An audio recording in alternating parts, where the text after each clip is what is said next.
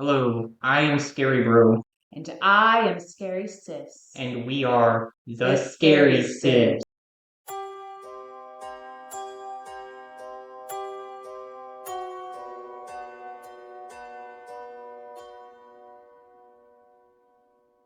Greetings, mortals, and welcome to Scary Sibs. Ever since mankind could tell horror stories, the spirits of the dead have provided excellent fodder for sending a chill down one's spine. Like all great types of entertainment, these ghost tales eventually evolved into written text and then made their way onto the big screen. We want to honor this tradition by counting down what we consider to be the best of this century.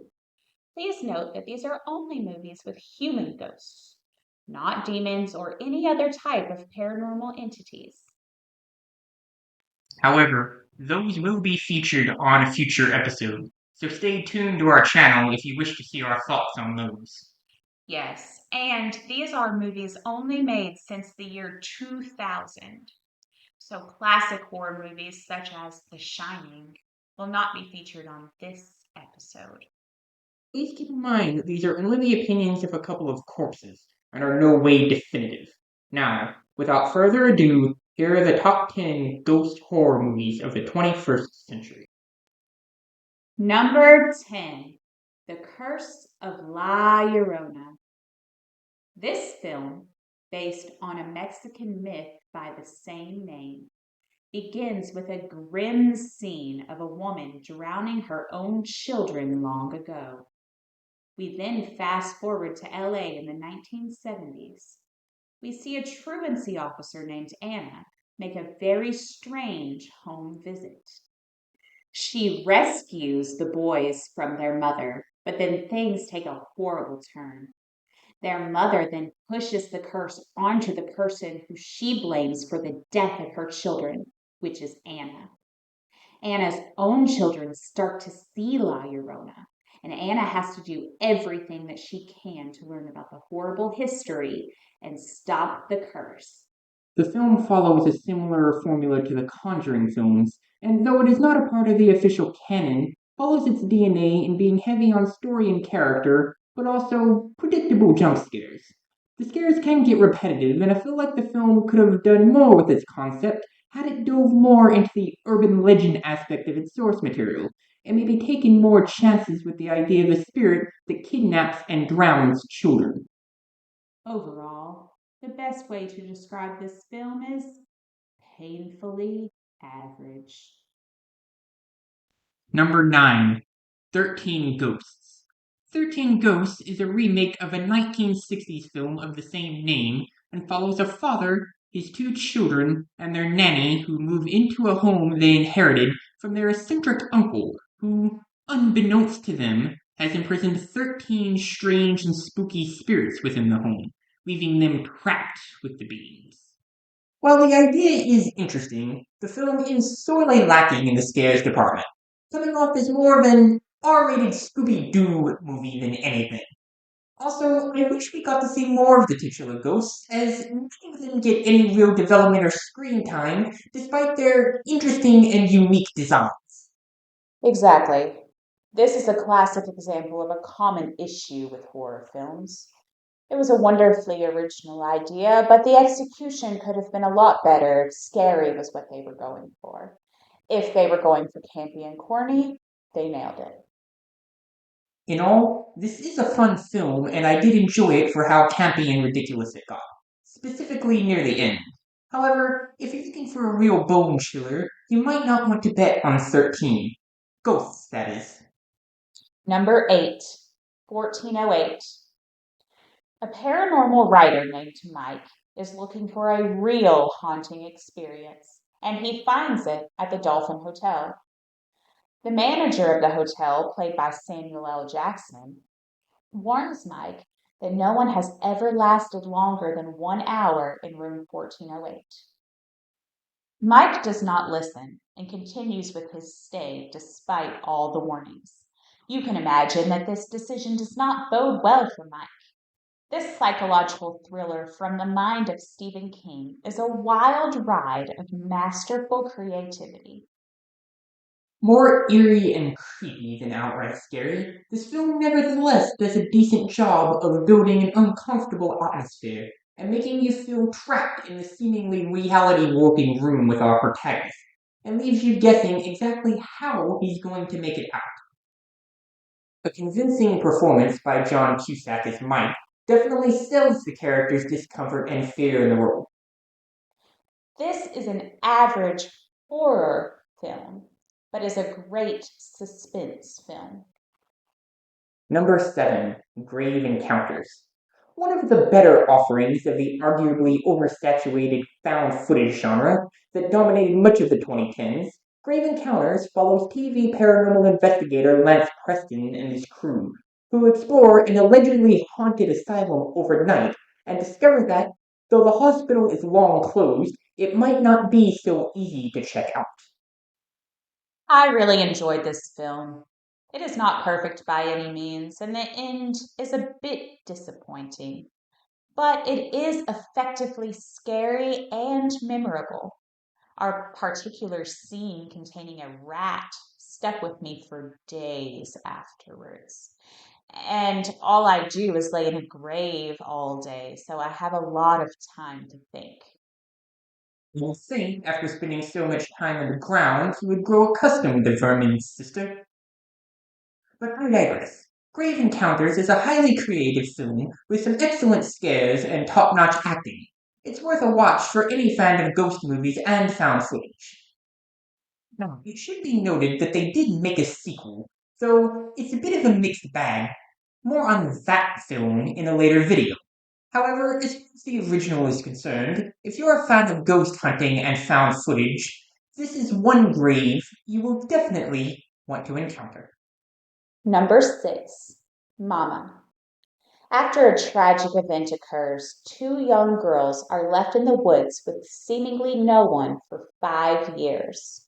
After they are found and brought to their uncle and his girlfriend, it seems that the girls have been taken care of by someone called Mama. Attempts to integrate the girls back into society keep failing, as it seems that Mama has not been left in the woods. The fairy tale vibe, acting, balance, and storyline are all very well done. I agree, sister. This film has a very satisfying, otherworldly fairy tale aesthetic, likely owing to the fact that it was directed by Guillermo del Toro, creator of one of the best dark fairy tale films, Pan's Labyrinth. Indeed, Mama in this film feels less like your typical ghost and much more like an evil magical being or fairy, which gives the film a very unique mood. We enjoyed this film and love how unique it is. I think that their only mistake may have been showing a little bit too much of Mama towards the end and not being effectively scary in that attempt. It is always risky in a horror film when you show the monster, and it definitely hurt this film. However, it is worth a watch, and it is a film that I would recommend to anyone looking for a unique scare. Number 5, The Others. The Others follows the story of a reclusive woman in World War II era England and her two children who must always be kept in the dark as a light will hurt their sensitive skin. One day, three caretakers arrive at the home to help the family with day-to-day duties. However, it soon becomes apparent that someone or something else may have followed them in. The entire film has an uncomfortable and creepy vibe throughout. It is evident that we as viewers are missing something for a while, and that revelation is notorious for being a jaw dropper. This film lacks big jump scares, but it makes up for that in other areas, including the acting, which is top notch. The film, with its superb acting and clever twist, is an effective ghost story that's better on repeated viewings once you know what's actually going on. It might not be truly frightening, but it is still a remarkable film nonetheless. Number 4, Lights Out. Containing easily one of the creepiest opening scenes in a horror film ever, we are immediately greeted with a scary premise, and our childhood fear of the dark creeping back in on us. This film follows the story of a family who is cursed with dealing with the remnants of their mother's childhood, and the mother having to make really difficult choices to move forward. This movie is based on a short horror film of the same name and made by the same director, who brings over his penchant for tension buildup and creative jump scares to deliver a film that makes your heart pound. I say your heart, as mine stopped pounding after the accident, but that's neither here nor there. The only negative I could give to this film is that the finale lasts for an entire third of the film and feels like the ghost just chases the family aimlessly through the house for far too long until they suddenly decide to end the sequence, leading to odd pacing issues in the latter half of the movie. This movie mixes family drama and jealousy with truly terrifying horror to make an overall great film. The specifics do make it lack the ability to stick with you as much as one would hope, but we think highly of this film, and as a whole, we are happy with it as our number 4. Number 3, The Woman in Black. The Woman in Black is a gothic horror tale starring Daniel Radcliffe as a young widowed lawyer caring for his young son, who must venture to a distant town on a job and go through the paperwork of the recently deceased owner of a remote, dilapidated mansion. But he soon discovers that one of the house's other deceased tenants hasn't exactly left yet. The film's premise alone, which involves a curse on children, is creepy enough. Then you add in the drab costumes, dreary scenery, and grim details, and this becomes a recipe for a great horror film. Creepy, unsettling, and atmospheric, this film is a must watch for anyone who loves period horror that can combine scares and ambiance in equal measure. Number 2, The Grudge. This movie follows the story of an American nursing student who travels to Tokyo for school. She takes a job caring for an elderly woman, and strange things start to occur. These strange occurrences seem to be tied to the house. The layout of this film is very well done, with a series of flashbacks that give us pieces of information but keep the scares alive. We learn about the tragic history of the house and the people who were impacted. The scares in this film are very well done, and its villains, the ghostly Kayako and Toshio, are terrifying in both their design and mannerisms. The decision to tell the story non-chronologically and focus on other previous victims of the curse adds intrigue and depth, and keeps the movie from getting dull. This movie has a great balance of story and scare, earning its reputation as one of the best of the 2000s. Before we get to our number 1 pick, we have one honorable mention that we want to discuss. Our honorable mention is The Ring. We know this is a bit of a hot take, as loved as this film is, but just hear us out.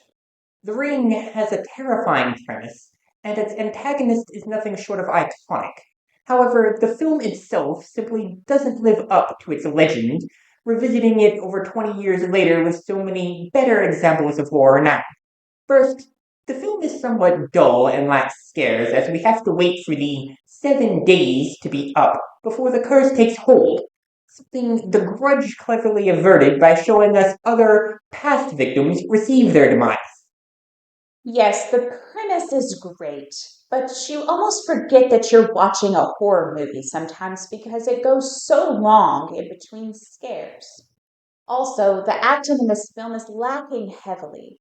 However, it is a classic for a reason and it deserves an honorable mention.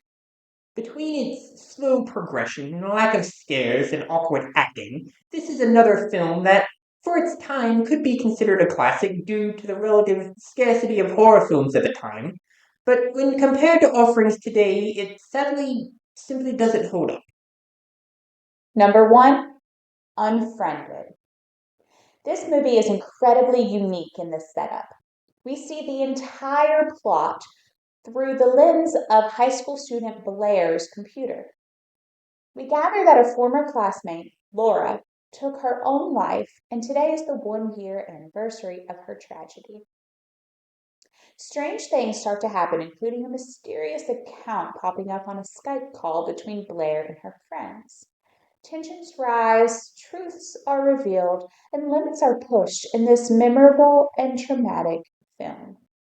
I believe one thing that makes this film so terrifying is that, despite its paranormal antagonist, the movie deals with several very heavy, very real scenarios such as cyberbullying and teenage suicide. Those elements are handled very well here and makes the terror not only stem from the spirit, but also the actions of its human characters as well. I also enjoy the novel idea of telling a story entirely from a computer screen, as we haven't really seen that much before. This film has scared many mortals to the bone. I think neither one of us were surprised about it landing our tops. And that, our dear mortal friends, is our list for the top 10 best ghost horror movies of the 21st century. Did we leave any out? Do you agree or disagree with any of our picks? Let us know in the comments. Thanks for watching, and we will see you next time. If you enjoyed this video, give us a like and subscribe. Until next time, I'm Scary Bro. And I am Scary Sis. And we are the Scary Sibs.